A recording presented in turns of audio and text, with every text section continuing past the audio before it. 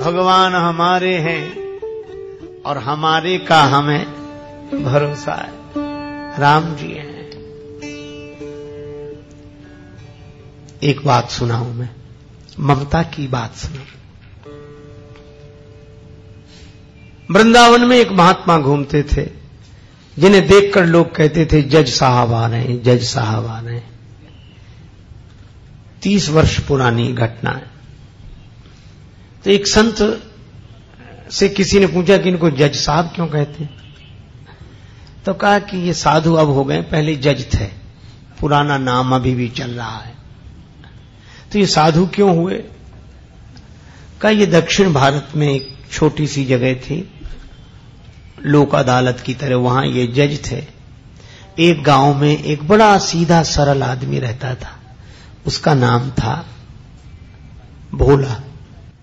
भोला नाम तो लोगों ने रख दिया था, क्योंकि वो राम जी के अलावा किसी को जानते नहीं था, ना अन्यम जाने, नैव जाने न जाने। गांव में रघुनाथ जी का मंदिर था और भोला केवट जाति का था।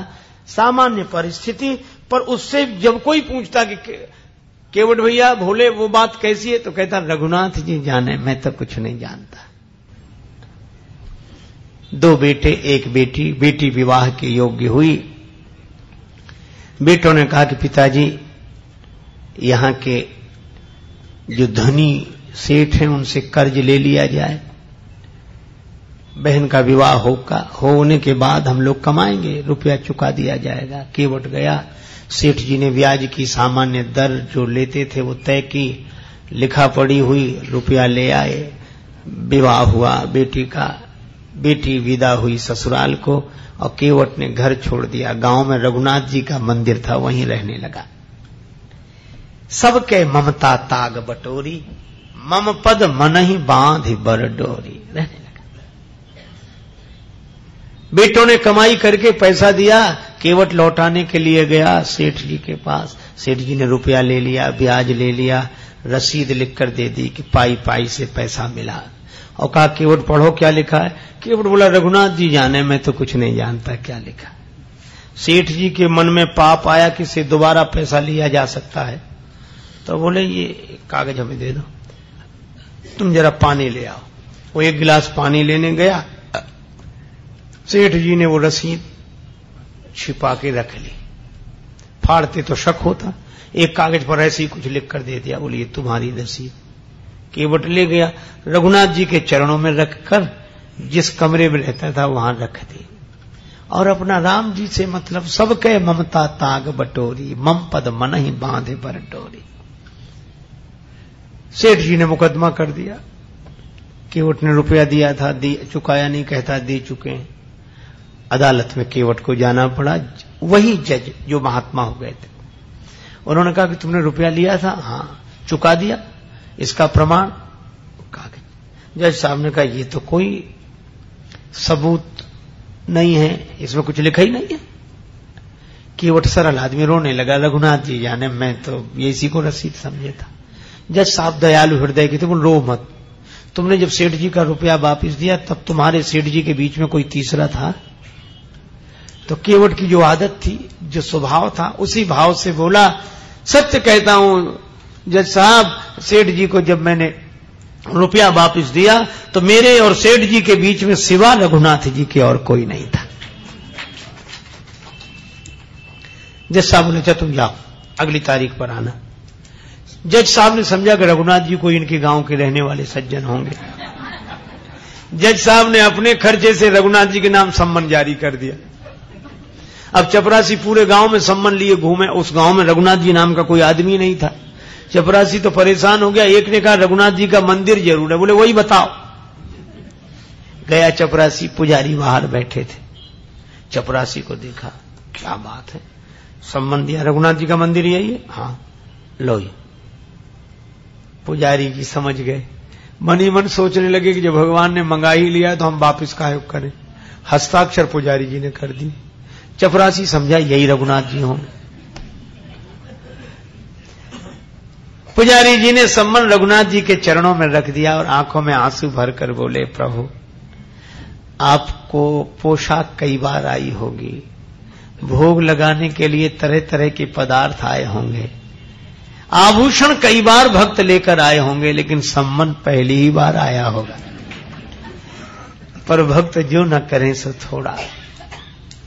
प्रभु उस दीन का आपके अलावा कोई, वो आपके अलावा किसी को जानता ही नहीं है, और उसकी इलाज तो आपके ही हाथ है। केवट से कहा कि तुमने क्यों लिखा दिया रघुनाथ जी का नाम? केवट बोला कोई झूठ लिखा दिया, हमारे रघुनाथ जी सदा हमारे साथ हैं थे। और केवट तो यही कहे, हरि बिन संकट कौन निवारे, हरि बिन संकट कौन निवारे। साधनहीन मलिन दीन में, जाऊं के ही के द्वारे, या अनाथ की लाज आज रघुनाथ जी हाथ तुम्हारे, हरि बिन संकट कौन निवारे।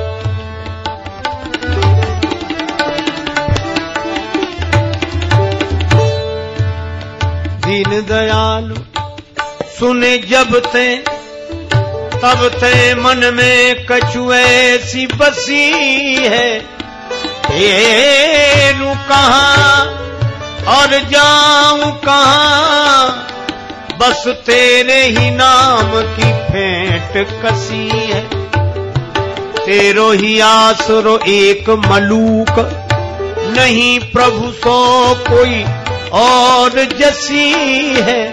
ये हो मुरारी पुकारी कहूं, अब मेरी हंसी नहीं तेरी हंसी है, संकट कौन निवारे, हरि बिन संकट कौन, हरि बिन संकट कौन निवारे।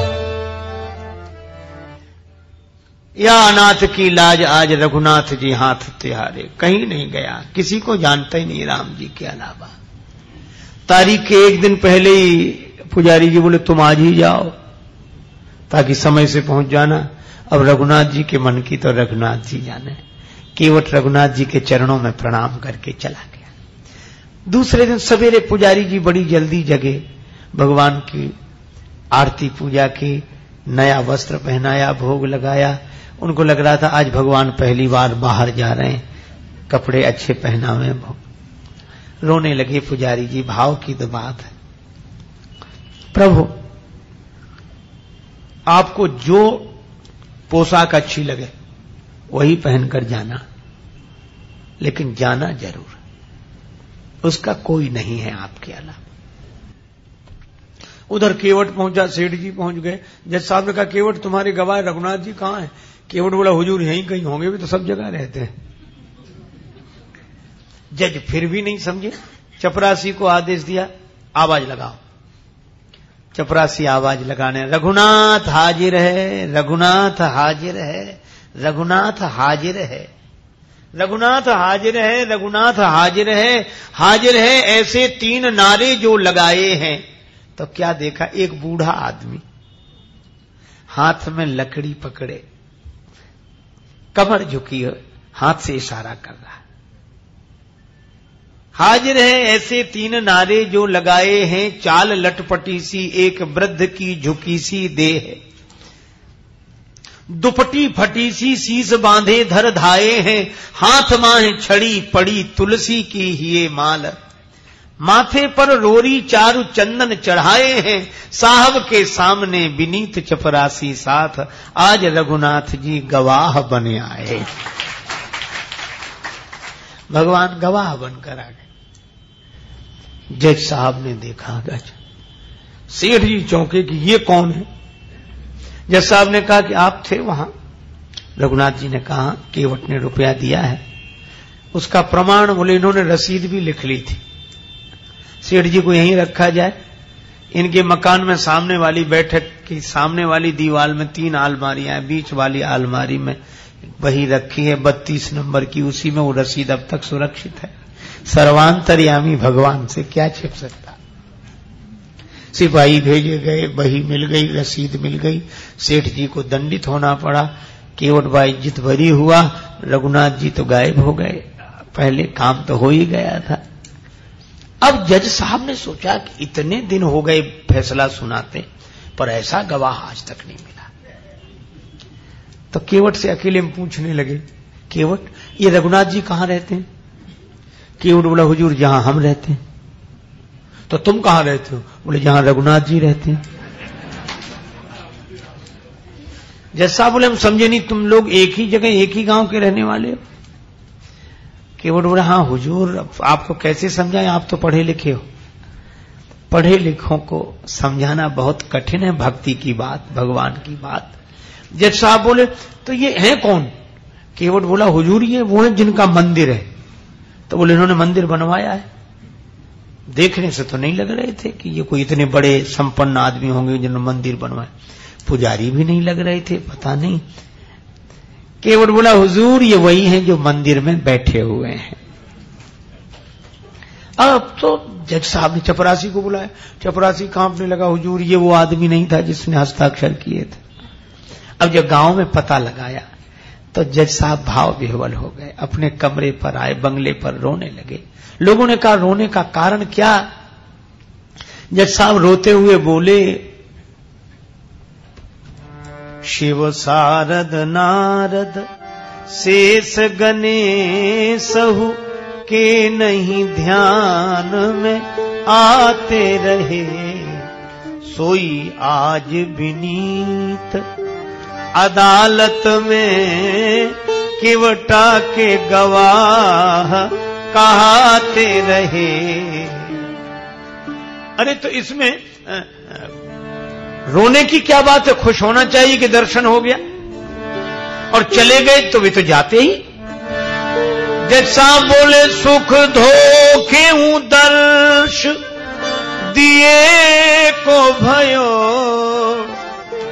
दुख नाहिन जो तज जाते रहे।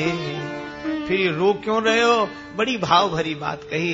जज साहब बोले, आज मुझसे बहुत बड़ी गलती हो गई। कौन सी? कुर्सी पे बना जज बैठा रहा, और जगदीश खड़े समझाते रहे। कुर्सी पर जज बना बैठा रहा, और जिनकी अदालत में सबको उपस्थित होना पड़ता, वे भगवान खड़े खड़े गवाही देते रहे। ऐसा वैराग्य हुआ, उसी दिन पद से इस्तीफा दे दिया, वृंदावन आ गए, साधु जीवन बिताया। अक्सर खड़े रहते थे, कहते थे भगवान खड़े रहे, मैं बैठा रहता तो खड़े ही रहना अच्छा है। मंदिर में जाते तो अंदर नहीं जाते, बाहर से ही दरवाजे की धूल सिर पर चढ़ा लेते। कोई कहता कि अंदर क्यों नहीं जाते? तो कहते